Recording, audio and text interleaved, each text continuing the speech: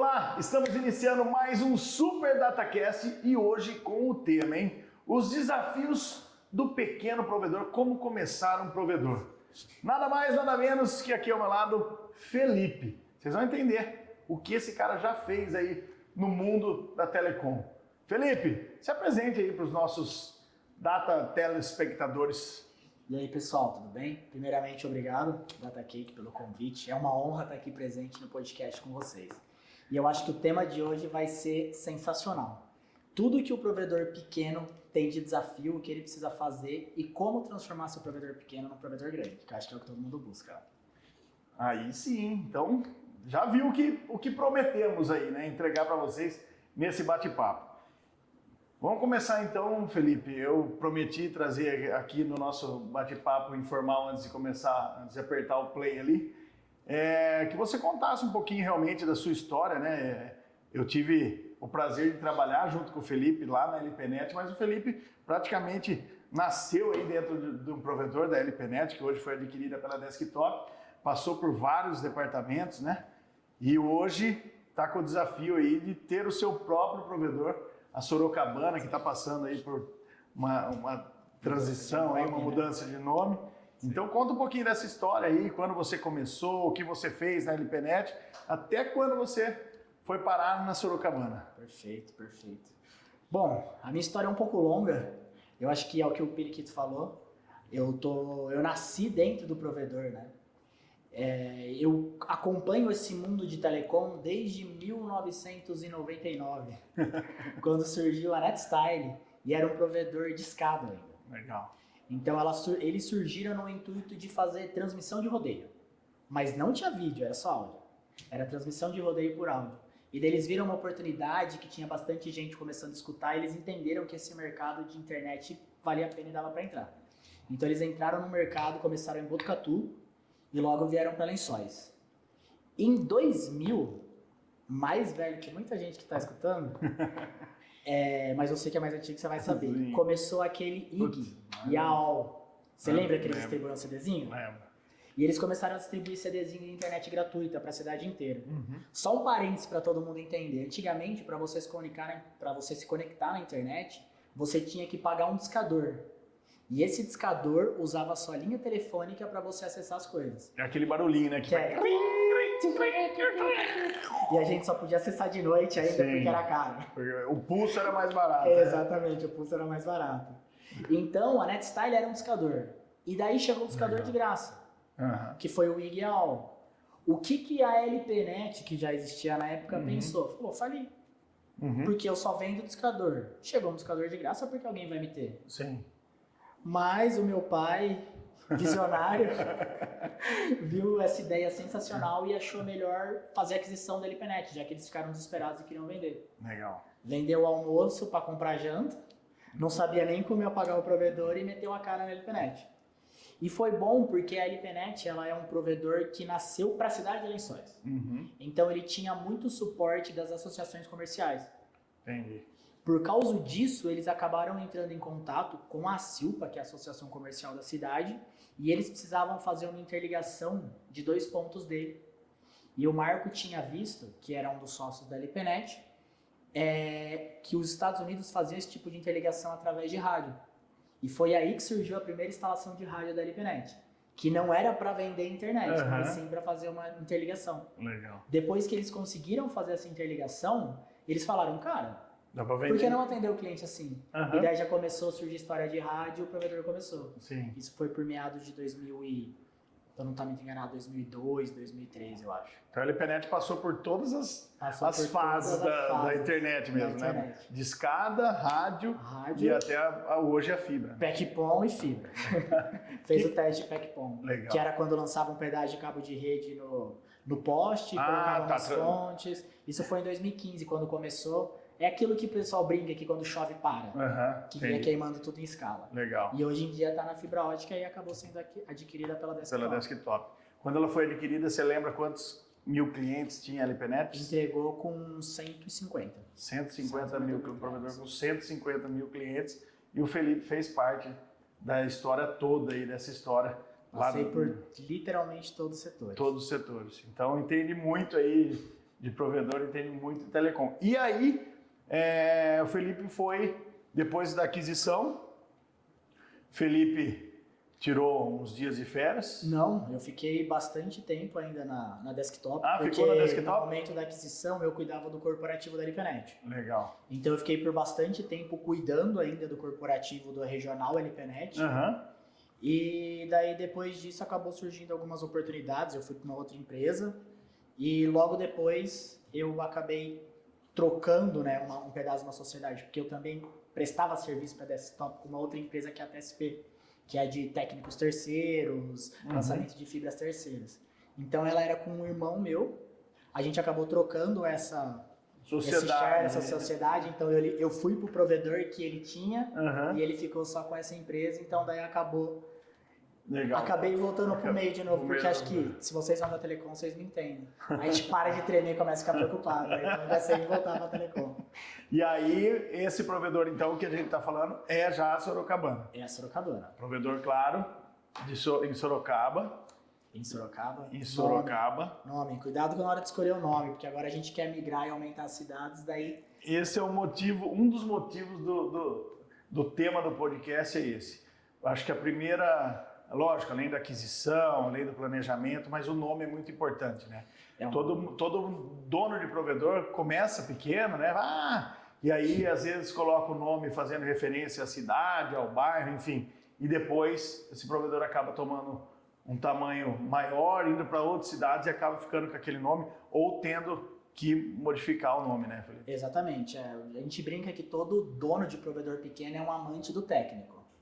Porque ninguém que não conhece técnico jamais vai abrir um provedor. Então quem abre é o técnico. E o técnico acaba não se preocupando com o nome. Ele pega a primeira coisa que vem, o primeiro insight que um amigo dá, o primo design, alguma coisa sugere para ele, porque ele acha que ele não vai crescer.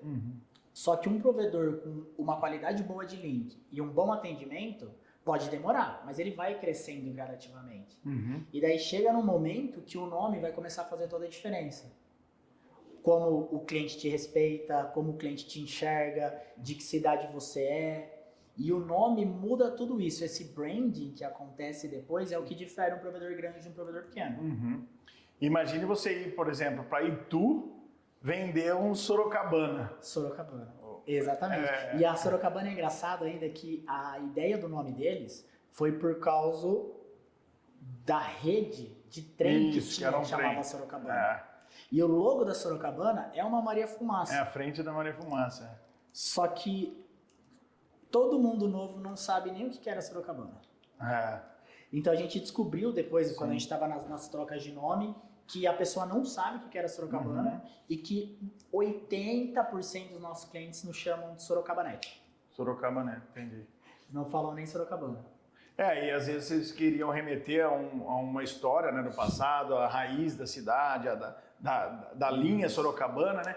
E aí hoje muita gente, o próprio consumidor final, que é um público mais novo, não sabe nem o que era Sorocabana. E como Sorocaba cresceu muito, muita gente que está lá é de fora. Então o pessoal veio depois que a Sorocabana já tinha acabado, então eles nem sabem o que é. Entendi. E em primeira mão, em Sorocaba tá a cidade que o prefeito lá tá... O prefeito TikToker. Rapaz do céu, lá virou... O Manga. Para tudo. Aqui vou mudar para lá. O Brasil vai mudar para Sorocaba com o Manga. E hoje, em primeira mão, aí, vamos falar para o pessoal o novo nome, podemos? Vamos, pode. Novo nome, nova sede. Nova sede, novo logo, nova vida. Nova vida. O nosso novo nome agora vai ser Velos. Esse nome é bem legal e bem diferente do Sorocabana, porque ele não está preso a lugar nenhum, ele não está preso a nenhuma cidade, e é um nome muito mais fácil de se lembrar, fácil de se pronunciar e muito mais curto. E Velos, velocidade? Velocidade, remete à luz, remete a voar, ele remete a várias coisas. Legal. Então ficou um logo muito mais clean, eu brinco que ficou com cara de provedor grande agora. Legal. Além da agora... Já é, né? Agora Vocês adquiriram agora também, né? A gente fez uma aquisição de um provedor na cidade de Votorantim. Então, agora faz mais sentido do que nunca o nosso provedor não chamar só Sorocabana. Sim. Porque agora a gente está atendendo outras cidades e o nosso intuito é começar a aumentar essa linha aí. E hoje, já vou chamar de Velos, hoje a Velos tem quantos mil clientes?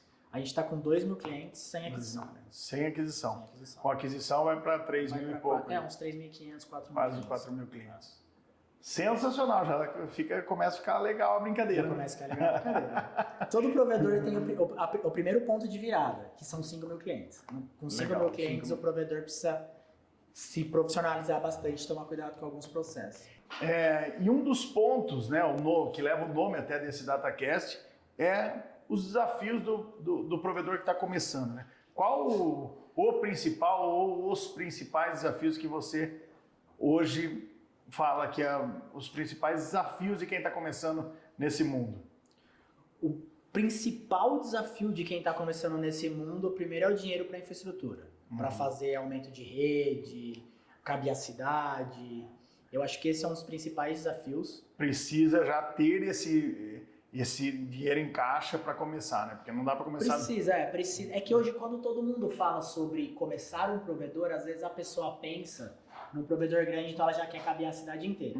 Que esses são os principais pontos que precisam ser quebrados. Mas a pessoa esquece que ela pode simplesmente começando a cabear o bairro que ela está. Sim. Hoje eu vejo em São Paulo, por exemplo, tem vários provedores que atendem só aquele bairro. Só aquele bairro. E muitos têm mais clientes que provedores que atendem a cidade inteira. Aí. Com certeza, porque São Paulo a gente está falando de verticalização. Sim. Né? Então você pega um prédio, por exemplo, tem prédios que a gente atende, óbvio que a gente entrou depois, mas tem prédios lá em Sorocaba que tem quase 5 mil pessoas morando.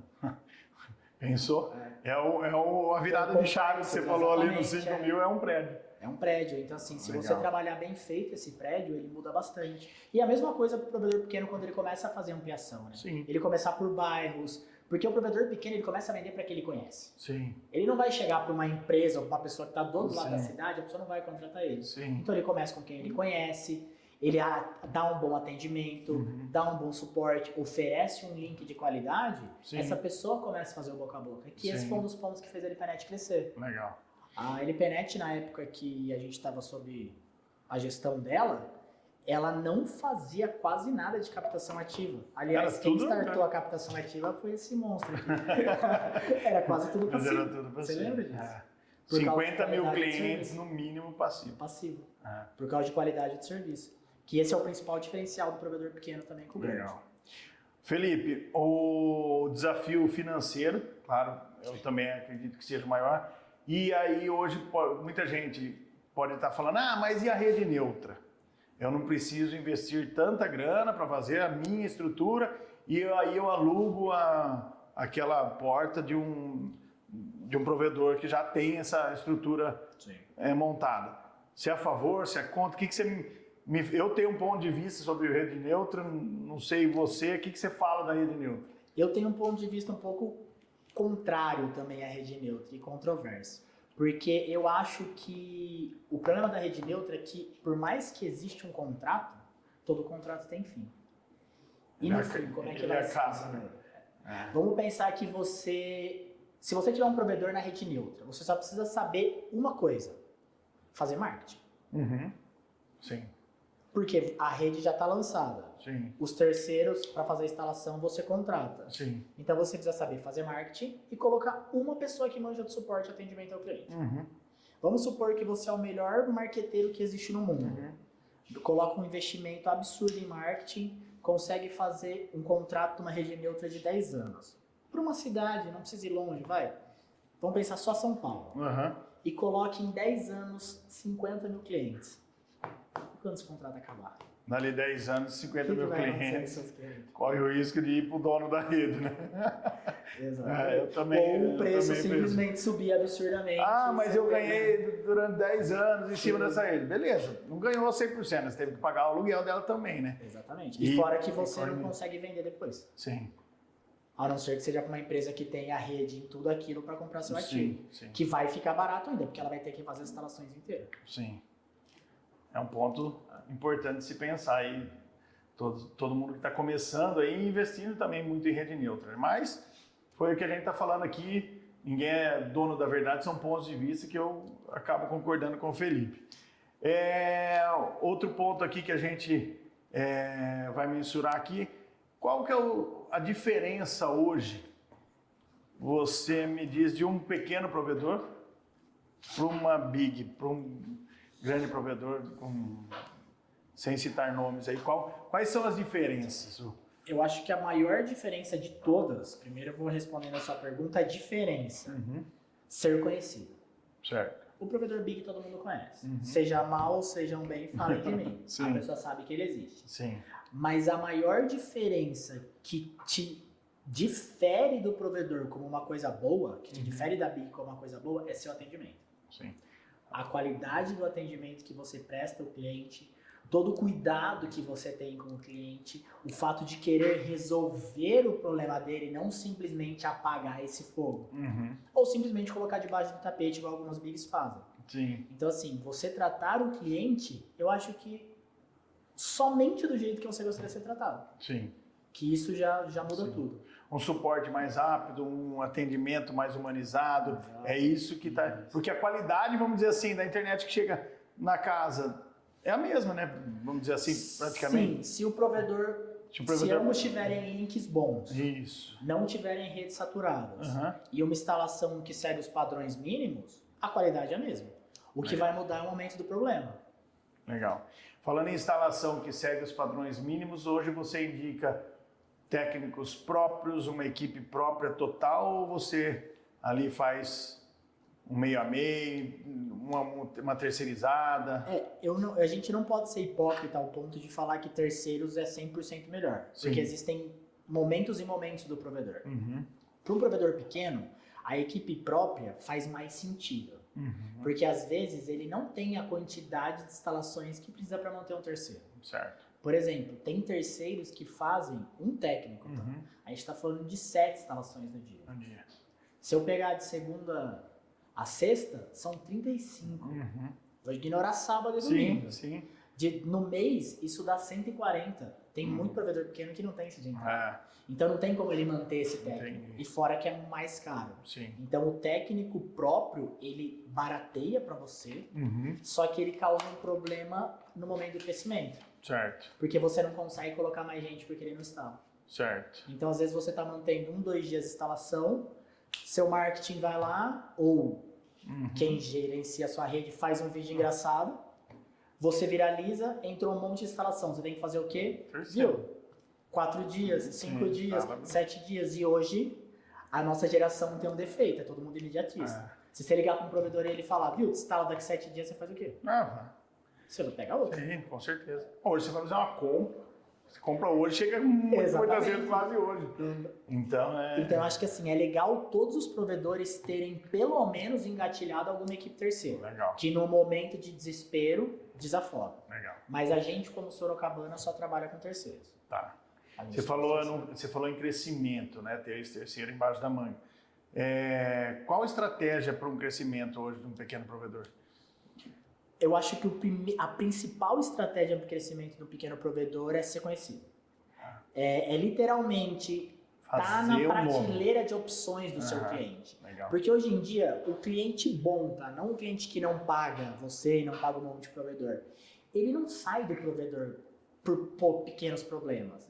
Ele releva, ele tem um celular às vezes que tem o 5G, então ele acaba relevando algumas coisas. Só que quando ele tá puto, ele vai querer trocar na hora. Sim. E daí ele não vai ficar procurando no Google provedor no bairro tal, na cidade tal. Ele vai pegar o que vem na cabeça dele. E se você não tiver na prateleira, você não pega esse cara. Você não é lembrado. Daí você só fica brincando de rouba-monte. Rouba o cliente ruim de um cara, passa o cliente ruim pro outro. Legal. Que é onde os provedores ficam patinando.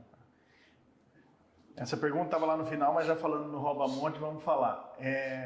Hoje, a maioria dos provedores gastam muito para captar o cliente. Sim.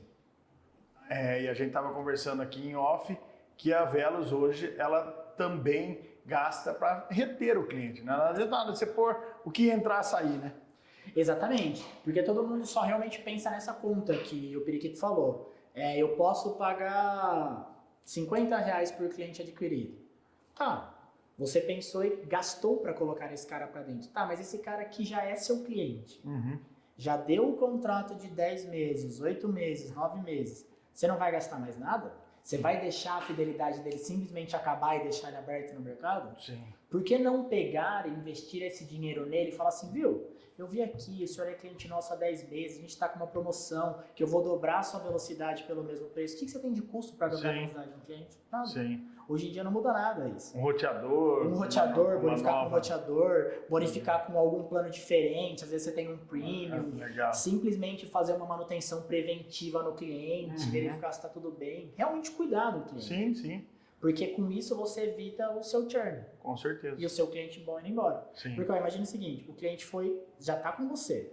Você tem um histórico que ele paga bem há mais de 6 meses, você vai falar que esse cara é mais importante que um cara que está chegando e você nem conhece? Não. Com certeza a base é mais importante. A base é muito mais importante. Falando em base e retenção e captação, preço. Quem vem por preço, vai por preço também, né? Quem vende por preço, vai por preço. Porque o preço não faz a diferença. O preço, óbvio, ele faz a diferença como um chamariz. Sim. Ele é o primeiro gancho que o cliente olha. Pô, esse cara tá custando tanto. Sim. Só que é igual a gasolina. Sim. Você põe gasolina no seu carro de um posto sem bandeira só porque é muito mais barato? Vai acabar com o carro. Exatamente. Sim. Que é o que acontece com isso. O cliente que só fica preocupado com o preço, ele pula de um lugar para o outro. Sim. E daí entra um problema que geralmente todo provedor pequeno tem. Como eles não têm alguns processos e não são muito bem desenhados algumas coisas, o cliente não paga o provedor A cancela ele, ele pula para o provedor B, o provedor B pode fazer análise de crédito, mas o provedor A não negativou ele. Daí ele sai, o provedor B também não negativou ele fica pulando. Se a cada 3 meses, que é o que demora para você tirar, em 1 ano ele passa por 4 provedores. Sim. E ninguém negativa, às vezes a análise de crédito é mal feita, e esse cliente fica pulando de um lugar para o outro e ele sai muito mais caro.